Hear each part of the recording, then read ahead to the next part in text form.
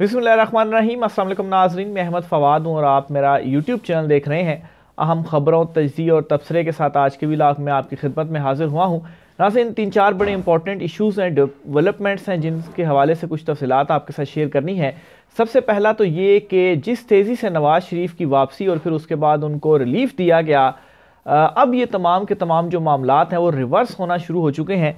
नवाज़ शरीफ की गिरफ्तारी के हवाले से पहला बड़ा एक्शन क्या हुआ है, कुछ अहम तरीन और एक्सक्लूसिव डिटेल्स हैं आपके साथ शेयर करेंगे। चीफ जस्टिस कादी फ़ाइज़ ईसा की जानिब से अखबार में एक इश्तिहार दिया गया है। ये अखबार में इश्तिहार देने का और ताहयात नाअहली से रिलेटेड ये इश्तिहार देने का मामला क्या है, कुछ तफसीलात इस हवाले से भी आपके साथ शेयर करेंगे। जो लोग ये सोच रहे थे कि बल्ले का निशान नहीं होगा बैलेट पर और इलेक्शन मुलतवी होंगे, ख़ासतौर पर जब चीफ इलेक्शन कमिश्नर के इस्तीफ़े का मुतालबा किया गया, तो ये आपको बताता चलूँ कि इलेक्शंस मुलतवी नहीं होने जा रहे और पाकिस्तान तहरीक इंसाफ बल्ले के निशान पर यह इलेक्शन लड़ेगी। इस हवाले से भी कुछ अहम तरीन तफसीलात हैं, वो भी आज के व्लॉग में आपके सामने रखूँगा। सबसे पहले तो नाज़रीन आगाज़ करते हैं इलेक्शन कमीशन ऑफ पाकिस्तान से, बल्ले के निशान से, और इलेक्शन होने जा रहे हैं।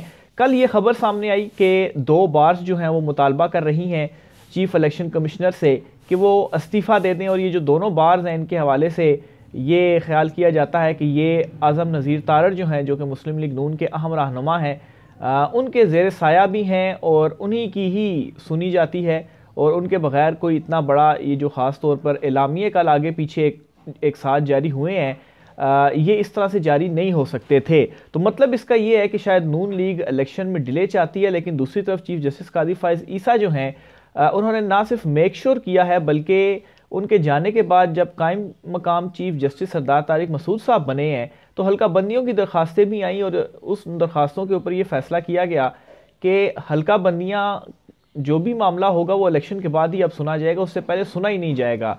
और जो हाई कोर्ट्स वगैरह हैं वो भी इस मामले को अब नहीं सुन सकती, क्योंकि सुप्रीम कोर्ट ऑफ पाकिस्तान ने फैसला दे दिया। अब नाज़रीन यहाँ पर फिर चीफ इलेक्शन कमिश्नर के इस्तीफ़े के हवाले से जब इतलात ये मुतालबा किया गया और सारी जिस तरीके से सियासी मंजरनामा बना, तो तब अब ये कहा जा रहा है जी कि अगर चीफ इलेक्शन कमिश्नर या मेम्बरान इस्तीफ़ा दे देते हैं तो फिर क्या होगा, फिर तो जो इलेक्शंस हैं वो मुलतवी हो जाएंगे। इलेक्शन आखिर करवाएगा कौन? चीफ जस्टिस खुद तो इलेक्शन नहीं करवा सकते। इस पर मैं आपको बताता चलूँ कि इलेक्शन मुलतवी नहीं हो सकते। क्यों मुलतवी नहीं हो सकते? फ़हीम मलिक साहब में एक तहरीर उन्होंने छोटी सी लिखी है, आपके सामने मैं रखता हूँ। इलेक्शन कमीशन ऑफ पाकिस्तान के रिपोर्टर हैं, लिखते हैं जी कि जो लोग ये सोच रहे हैं chief election commissioner Sikandar Sultan Raja या चारों मेंबरान के इस्तीफ़े से इलेक्शंस नहीं हो सकेंगे, वो गलती पर हैं। इस वक्त जब इलेक्शन कमीशन आइन में दर्ज अपना इख्तियार इस्तेमाल करके शेड्यूल जारी कर चुका, DROs और ROs तैनात कर चुका, एपलेट ट्रिब्यूनल्स की मंजूरी भी होने वाली है, तो इलेक्शन कमीशन ने कंडक्ट ऑफ इलेक्शंस के इख्तियारात इलेक्शन कमीशन सेक्रेटेरिएट को तफवीज़ कर दिए हैं। अब इलेक्शन कमीशन यानी चीफ और मेंबरान का कोई किरदार नहीं, इसलिए इलेक्शन कमीशन के मुस्ताफ़ी हो जाने के बावजूद इलेक्शंस हो जाएंगे। सिर्फ नताइज के ऐलान और इलेक्शन ट्रिब्यूनल्स की तश्कील के वक्त इशू हो सकता है। अगर शेड्यूल और DROs और ROs की तकर्री से पहले मुस्ताफ़ी होते तो इलेक्शन रुक जाते। अब इलेक्शन रुकवाने का वाहिद रास्ता ये है कि अमन व अमान की सूरत हाल की वजह से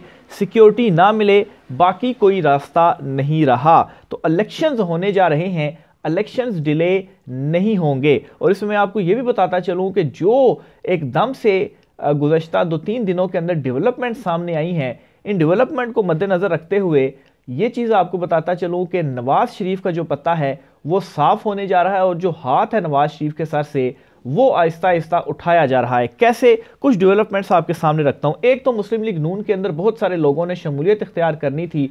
सरफराज भुगटी का जो इस्तीफ़ा सामने आया है, और फिर उसके बाद उन्होंने जो शमूलियत इख्तियार की है पीपल्स पार्टी में, ये शमूलियत उन्होंने इख्तियार करनी थी नून लीग में। ना सिर्फ सरफराज भुगटी बल्कि बेशुमार लोगों ने पीपल्स पार्टी में शमूलियत इख्तियार कर ली है। और सिंध और बलूचिस्तान, जहाँ से बहुत सारे लोगों ने नून लीग में शामिल होना था, और इवन के पंजाब में भी मुस्लिम लीग नून में बहुत सारे लोगों ने शामिल होना था, अब ऐसा नहीं होने जा रहा।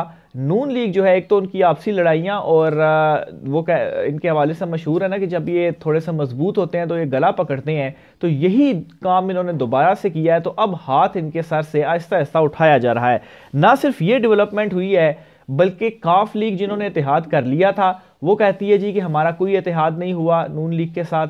MQM अब ये कह रही है कि उनका भी कोई इतिहाद नहीं हुआ नून लीग के साथ, हालांकि इन्होंने अनाउंसमेंट्स कर दी थी कि इतिहाद हो गया, मिलकर हम इलेक्शन लड़ेंगे। और जाहिर सी बात है ये दो जमातें अगर कह रही हैं कि हमने जो इतिहाद है वो हमारा नून लीग के साथ नहीं हुआ, सीट एडजस्टमेंट नहीं हुई, तो इसका मतलब यही है कि जहां से इनको इशारा मिला था कि आप इतिहाद कर लें, फिर वहीं से इशारा मिला है जी कि आप इतिहाद जो है उससे आप पीछे हट जाए और अब जो इतिहाद है वो आपका किसी और के साथ कराया जाना है। फिर इसी तरीके से अहद चीमा का मुस्ताफ़ी होना। अहद चीमा मुस्लिम लीग नून के बड़े करीबी हैं और निगरान काबीना में इनका होना, जब फवाद हसन फवाद और अहद चीमा निगरान काबीना में थे तो उस वक्त भी कहा जा रहा था जी कि इन दोनों का नाम लेकर ख़ास तौर पर कहा जा रहा था ये तो नून लीग की निगरान हुकूमत है, इन्हीं के लोग जो हैं निगरान हुकूमत के अंदर शामिल हैं। तो उनका यह चीमा का इस्तीफ़ा नहीं बल्कि इलेक्शन कमीशन ने इनको ओहदे से हटाया है। और उसकी जो रीज़न है वो ये है जी कि रऊफ़ क्लासा साहब ने ये ख़बर दी कि इन्होंने गोशवारे अपने जमा करवाने थे इलेक्शन कमीशन ऑफ पाकिस्तान में, तो इन्होंने गोशवारे अपने जमा नहीं करवाए और इस वजह से इनको नाअहल होना पड़ रहा है। और गोशवारे ज़ाहिर सी बात है अगर ये ज़ाहिर कर देते तो फिर ये सवाल होता कि इतने सारे गोशवारे आपने कहाँ से बनाए हैं। तो इस वजह से इन्होंने ये ज़्यादा फिर बेहतर समझा कि ये जो ओहदा है इसी को ही छोड़ देना चाहिए। तो बहरहाल इलेक्शन कमीशन ने तो और किसी वजह से इनको ओहदे से हटाया है, वो तो एक दरख्वास्त आई थी, लेकिन इसके पीछे जो कहानी रऊफ़ क्लासा साहब बयान कर रहे हैं वो इसकी रीज़न ये है। फिर फवाद हसन फवाद जो है इनकी भी तैनाती चैलेंज हुई थी, इनके हवाले से भी इलेक्शन कमीशन ऑफ पाकिस्तान फैसला 21 दिसंबर को सुनाएगा। तो आहिस्ता आहिस्ता करके नून लीग की जो फील्डिंग थी वो वापस हो रही है और यही वो तमाम इक़दामात हैं जो कि आगे चलकर नवाज शरीफ के केसेस रीओपन और गिरफ्तारी की तरफ भी जाएंगे। जिस तरीके से जो ख़ास तौर पर मुस्लिम लीग नून का वतीरा रहा है कि जब ताकत में ये आते हैं तो फिर ये गिरबान पकड़ते हैं, तो इस मरतबा इनको जो गिरबान पकड़ना है वो महंगा पड़ रहा है। और सीनियर सहाफ़ी भी इस हवाले से पेशनगोइयाँ कर रहे हैं कि एक शख्स जो लंदन से यहाँ पर आया है वो हनी ट्रैप हो गया है, वो ट्रैप हो गया है। अब जो मामलात हैं वो नून लीग के हाथ से निकलना शुरू हो चुके हैं, ना सिर्फ इस स्टेज के ऊपर बल्कि नून लीग के अंदर भी जो मामलात हैं वो बिगड़ चुके हैं। ख़ास तौर पर टिकटों की तकसीम के हवाले से मरियम नवाज़ और शहबाज शरीफ दोनों आपस में लड़ चुके हैं और पलड़ा भारी है मरियम नवाज़ का। ज़ाहिर सी बात है नवाज शरीफ पाकिस्तान में है तो कैसे वो शहबाज शरीफ का जो पलड़ा है वो भारी रह सकता है। और शाहिद खाकान अब्बासी और इसके अलावा अतीक सरवर, इन दोनों के हवाले से ये कहा जा रहा है कि मरियम नवाज़ ने ही इनको साइडलाइन किया है।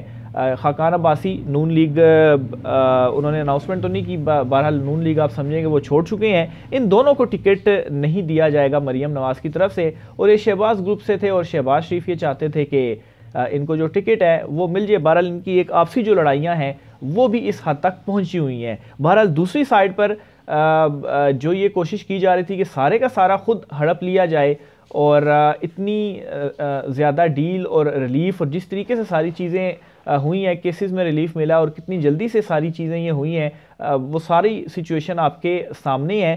तो नून लीग या नवाज शरीफ जो थे वो शायद औकात से बाहर निकल गए थे, जिसके बाद अब इस तरह के जो इक़दामात हैं वो आना शुरू हो चुके हैं। और ये सारी चीज़ें एट द एंड किस तरफ जाएंगी, एट द एंड आखिर इसका यही होता है कि फिर जो केसेस हैं वो भी बन जाते हैं। 200 FIR 200 मुकदमात इमरान खान साहब के ऊपर किस तरह से हो गए सबको मालूम है इस हवाले से।